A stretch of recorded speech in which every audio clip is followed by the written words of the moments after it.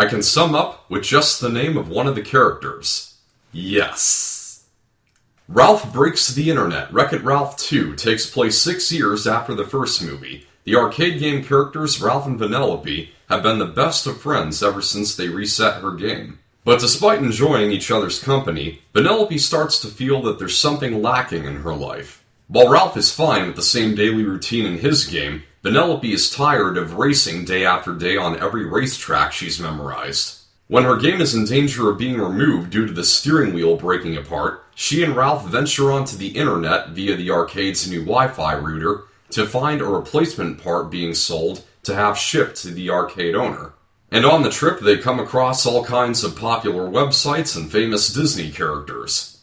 Now I loved the first Wreck-It Ralph. It was clever, it was funny, it had great characters, and it was actually quite unpredictable for an animated kids movie.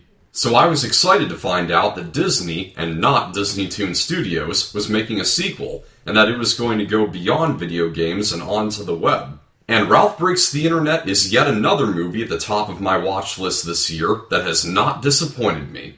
You're probably going to hear this a lot from other reviewers, but Ralph Breaks the Internet is the Emoji Movie done right. The reason is that 1. Ralph Breaks the Internet has more consistent world building, and 2. Even though both movies have an equal load of product placement, Ralph Breaks the Internet incorporates them in ways that progresses the plot and characters. In the Emoji Movie, the characters just spend time in the apps when they can easily walk around them to get to their destination.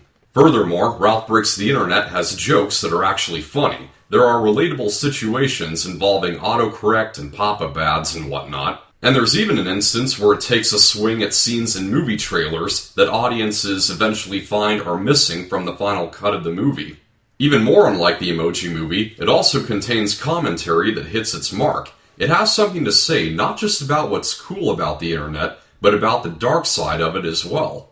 When Ralph starts making meme videos to earn cash for the steering wheel, he comes to realize how the internet is a place that can bring out the worst in people when he starts reading the comments. Now, like I said, this movie generally doesn't waste time plugging products. The only exception is when Disney gets carried away with the sequence where Vanellope goes to ohmydisney.com and she's just wandering around and seeing all the characters from Disney Animation, Star Wars, and Marvel. It's not very long, but it does still come off as just Disney saying, "Hey, check out all these brands we own." That is until it gets to the highly marketed sequence where Vanellope meets all of the Disney princesses. That part does actually advance her storyline, and it does so in a very humorous way that I won't spoil. And this probably goes without saying, but I still have to make note of how excellent the animation still is, and how charming the vocal performances of John C. Reilly and Sarah Silverman still are. What I appreciate most about this movie is how mature its main message is. This is ultimately a story about two friends coming to terms with the fact that they both want different things out of life. Through most of the last act, you have a sense of the road the movie's going down, and during that time I was thinking, interesting, just stay the course and I will really appreciate you.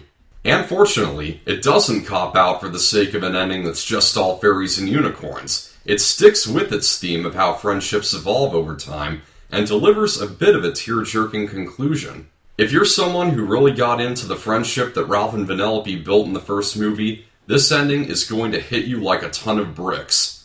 Like the amount of bricks that would make even Ralph uncomfortable.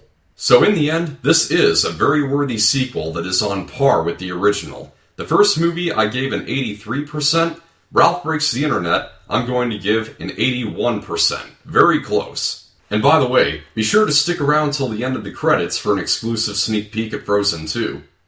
One last thing I want to add. Minor spoiler alert, nothing too big.